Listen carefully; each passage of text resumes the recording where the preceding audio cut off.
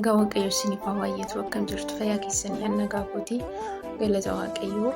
Nagaa kootii aansutiin har'a waa tokko dubbachuu barbaadeen. Innis Itoophiyaa keessa akkuma hamoonni dachaa baay'atanii jira. Namoonni Waaqayyoon sodaatanii, namoonni Waaqayyoon dhaga'anis baay'atu jira. Kanaaf jedheetu natti fakkaata Waaqayyo amma tokko dachee Itoophiyaa kana araara isaatiin ilaale malee dacheen sun dachee baddu turte. Dachee Waaqayyoon nageenya. Dachee Waaqayyoon hin sodaanne, dachee cubbuun ishee gara malee itti heddummate biyya Itoophiyaa.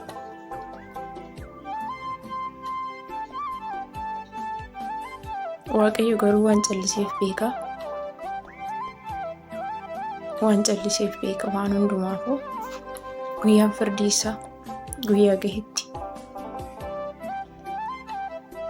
Dachee kanarratti namni xiyyatanii seerri xiyyatanii irraa deebii argatan dachee jira jedhee yaadu miti. Garuu Waaqayyo deebisuunsaa callisuunsaas deebiidha.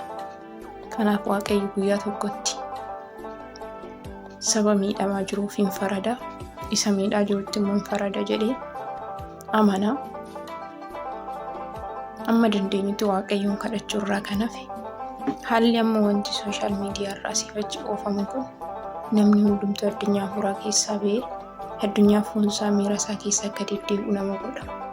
Kanaaf obboloonni viidiyoo akka kanaa sifachi irraan ooftanii miira keenya jeeqtan nu dhiisaa tasgabboofnee Waaqayyoon ni kadhanna.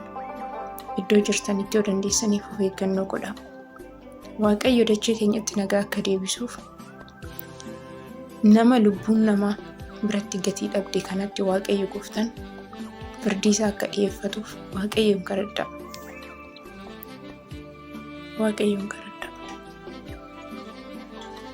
Kan keenya Waaqayyo malee furmaan hin jiru.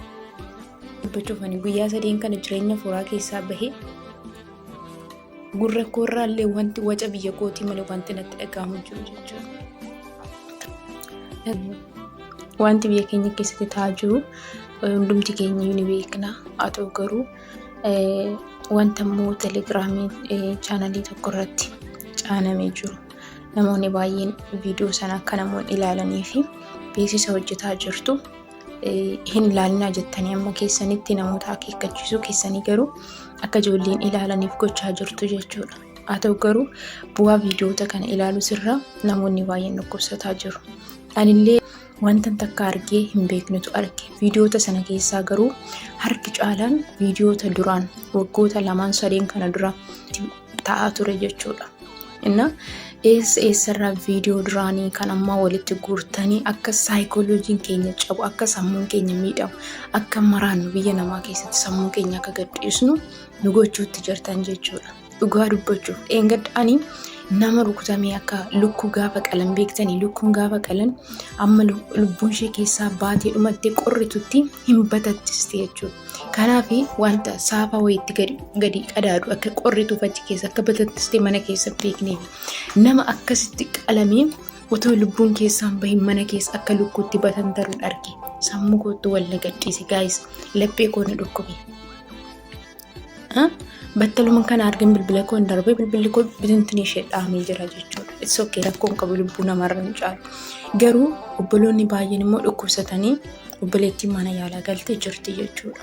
Maaliifini horii tokko gaafa qalan iddoo itti horiin qalamu sanatti lafa dhiigaatti irra naabatinaa jedhu maatiin keenya duratti. Isinii galee kuni achi giruuppii sana keessatti dhiiga ilma namaa akka horiitti qalamu walitti qabdanii viidiyoo sana hin ilaalinaa jettanii telegiraamii namaa sana beeksistu. Namoonni baay'een naqanii viidiyoo sana ilaalanii mana hojii isaanii keessatti dhukkubsatanii hojii isaanii kan dadhaban. Maali yoo jedhan sababbii kana otoo viidiyoo kana argisiisne maaltu namatti dhaga'a? Inni namni kan keenya akkasitti lammiin kan keenya akka kana hojjetu lammiin ormaa maal yaada sammuu isaa keessatti? Kana yaaddaniittu sammuu keenya koo yaaddaniittu. Maatiin keenya har'a namoonni naannoo nagaa jiru jiraatan otoo arganii haati keenya haati isheen inni jettee nu dhalte sun abbaan keenya kan argu sammuu isaa keessatti maaltu isa uuma? Kaayyoon jara kanaa isaan sana akkasii qalanii ajjeesuu caalayyuu viidiyoo waraabanii akkana baasu guutummaan keenya akka nuti saayikooloojiin keenya wal gadhiise akka maraanne akka qullaa buunuufi. Isin immoo maal yaaddaniitu? Maaf sammuu keenya fi yaaddan? Maaliif beeksisa hojjettu? Daa'imman otoo arganii kana hoo? Ijoolleen ganaa umriin isaanii xixiqqoo otoo arganii akka karaa irratti hafan beektu? Sammuu isaanii akka jeeqamu beektu? Dhugaa dubbachuuf ani guyyaa 3 kana jireenya fooraa keessaa bahee gurra koorraallee wanti waca biyya kootii malee wanti natti dhaga'amu jiru jechuudha. Kanaafiyyuu please namoonni beeksisa akka kanaa hojjettanii viidiyoo telegiraamii jettanii achi barreessaa jirtan dhiisaa please. Sammuu keenyaaf yaada. Kanuma jechuuf hin dhufe dhugaa dubbachuuf giddiin dubbataa jira. Lapheen kodheen gaddana hiikkatee amma yoonaa walitti naaf hin deebine jechuudha. Ana caalaatti immoo obboloonni sammuu isaanii cirra sammuu isaanii kan dhaban dhugaa jiran waan ta'eef of eeggannoo godhaa. Keessumaa ijoolleen biyya ambaa jirtan hin ilaalina jettu. Akka ilaalu nu gochaa jirtu. Maal gooname? Waa lubbuu namoota sanaa ni deebisna.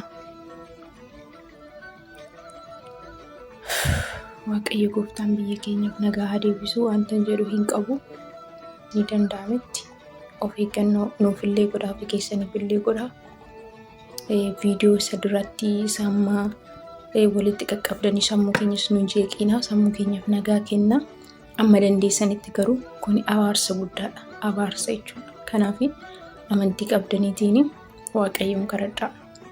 Waaqayyo biyya keenyaaf nagaa akka godhu, haadha keenya boo'aa jirtu irraa mimmaan ishee akka qorsu, kichuu keenya karaatti ciccitaa jirtu Waaqayyo nuti illee juureef lafa ol dhuftu. Ishee uumaan beekne sana. Isaan sana Waaqayyo ilaalee araara akka nutti deebisu Waaqayyoon kadhadhaa. Kan inni isiniin jedhu kanuma. Keessi koo hedduu na gubatee jira. Wanta dubbachuuf dhiisurree walii beekaan jiru. Kana isiniin jechuuf galatooma.